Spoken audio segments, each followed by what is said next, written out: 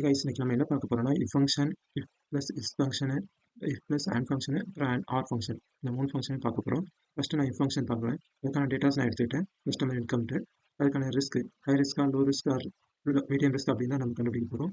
First நான் if function use பண்ண போகிறேன். Equal to if function logical டேட்டான்னு வரும். நம்ம ஃபஸ்ட் ஒரு செல் லாஜிக்கல் டெஸ்ட்னா ஃபஸ்ட்டு நம்ம செலக்ட் பண்ணிடுறோம். இதோட greater than or less than or equal to அந்த மாதிரி வேல்யூ இருந்துச்சுன்னா எனக்கு 25,000 அதிகமாக எனக்கு வேணும். அதாவது 40,000 இருந்துச்சுன்னா எனக்கு ஹை ரிஸ்காகவும்,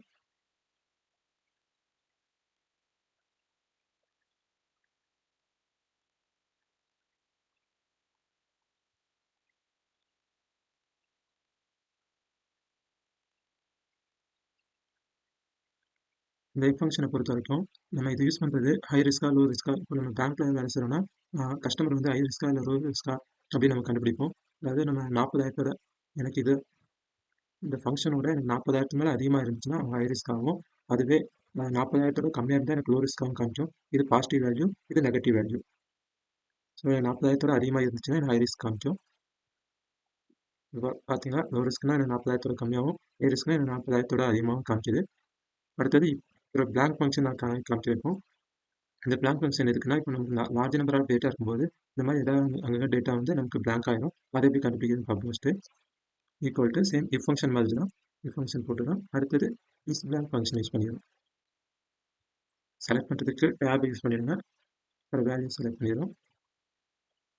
க்ளோஸ் ப்ராக்கெட், கமா, நமக்கு ட்ரூ வேல்யூ, அதாவது நம்ம பிளாங்க் ஃபங்க்ஷன் தான் கண்டுபிடிக்க போகிறோம். பிளாங்க் ஃபங்க்ஷனுக்கு நமக்கு என்னென்னா வேல்யூ ஆடட் நான் கொடுக்க போகிறேன்.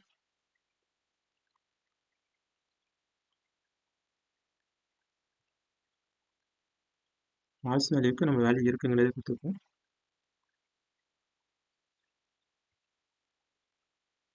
நமக்கு இதில் வேல்யூ இருந்துச்சுன்னா நமக்கு வேல்யூன்றது கொடுத்துருக்கேன்.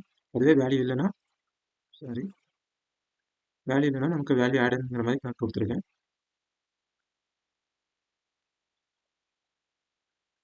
அடுத்து பார்க்க போகிறது என்ன, இஃப் அண்ட் ஆண்ட் ஃபங்க்ஷன். இதுலனா 2 கொரியும் நமக்கு இது எம்ப்ளாய்டாகவும் இருக்கணும். இவங்க வந்து ஒரு 40,000 மேலேயும் இன்கம் வந்துச்சுன்னா நமக்கு செலக்டன் கொடுக்கும். அப்படி இதில் ஒன்று எம்ப்ளாய்டாகவும் இன்னொன்று 40,000 கம்மியாக கொடுத்தா அன்செலக்டட் வரும். ரெண்டுமே நமக்கு வேண்டியதாக இருந்தால், அதாவது எம்ப்ளாய்டாகவும் இருக்கணும், 40,000 இன்கமும் இருந்துச்சுன்னா நமக்கு செலக்டட் வரும். ஒருவேளை எம்ப்ளாய்டாக இருந்து 40,000 கீழே இருந்துச்சுன்னா அன்செலக்டட் வரும். இந்த 2 கொரியும் நமக்கு, இந்த 2 செல்லும் நமக்கு வேலிடாக இருந்துச்சுன்னா செலக்டட், ஒரு செல் மட்டும் வேலிடாக இருந்து இன்னொரு செல் வந்து அன்வேலிடாக இருந்துச்சுன்னா நாட் செலக்டட்னு வரும். அதான் ஆண்ட் ஃபங்க்ஷன். இதுவும் இம் ஃபங்க்ஷன் மாதிரி தான், just equal to if function tab and function use பண்ணிடுறேன். Tab logical first employed equal to இவங்க எனக்கு எம்ப்ளாய்டாக இருக்கணும் இந்த செல்லர்.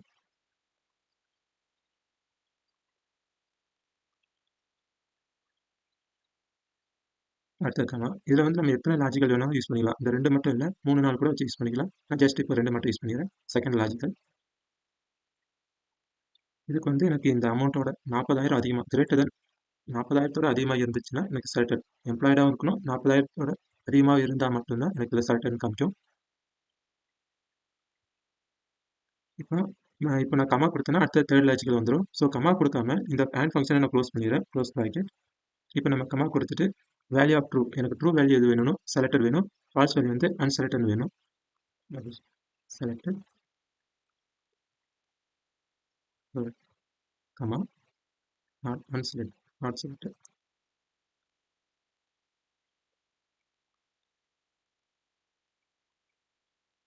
கரெக்டாக ப்ராக்கெட் க்ளோஸ் பண்ணிட்டேன். இப்போ என்ட்ரு கொடுக்குறேன்.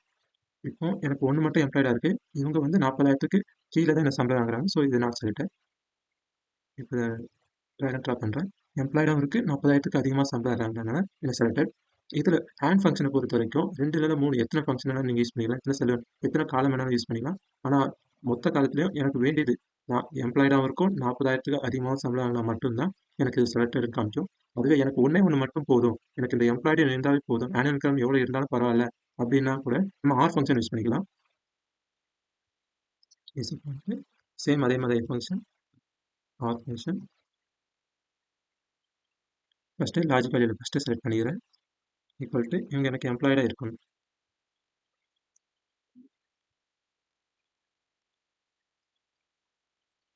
ஆமாம், அடுத்த ஃபங்க்ஷன் சூஸ் பண்ணுறேன்.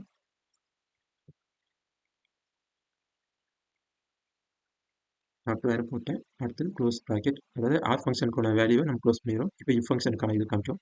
ஆமாம், எனக்கு வேல்யூ ட்ரூன்னா ஏதாவது ஒன்று மட்டும் எனக்கு எம்ப்ளாய்டாக இருந்தாலும் ஓகே தான், 40,000 சம்பளமாக இருந்தாலும் ஓகே தான். இந்த ரெண்டில் ஏதாவது ஒன்று இருந்தாலே எனக்கு செலக்டட்னு காமிக்கும்.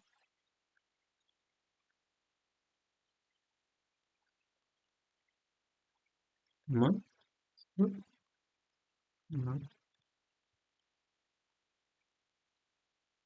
அகைன் க்ளோஸ் பண்ணிடுறேன். என்ட்ரு கொடுக்குறேன். இதில் வந்து எனக்கு 2 காலமும் கன்வீனியண்ட்டாக இருந்தால் மட்டும்தான் இதில் செலக்ட் ஆகும்.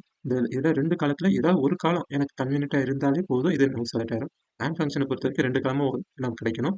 ஆர் ஃபங்க்ஷன் வரைக்கும் 2 வேலையில் ஏதாவது ஒன்று கிடைச்சா போதும், அதுவே நமக்கு செலக்ட்னு கொடுத்துரும். இதில் பார்த்தீங்கன்னா எம்ப்ளாய்டுன்னு எனக்கு இருக்கணும், அதோட 40,000 அதிகமாக சம்பளம் ஆகணும். எனக்கு இது எம்ப்ளாயின்னு இருக்குது, ஆனால் 40,000 கம்மியாக தான் இது இருக்குது. இருந்தாலும் நமக்கு செலக்ட்னு கொடுத்துருச்சு. நம்ம யூஸ் பண்ணுறது ஆர் ஃபங்க்ஷனால். அவ்வளோதான் ஃப்ரெண்ட்ஸ்.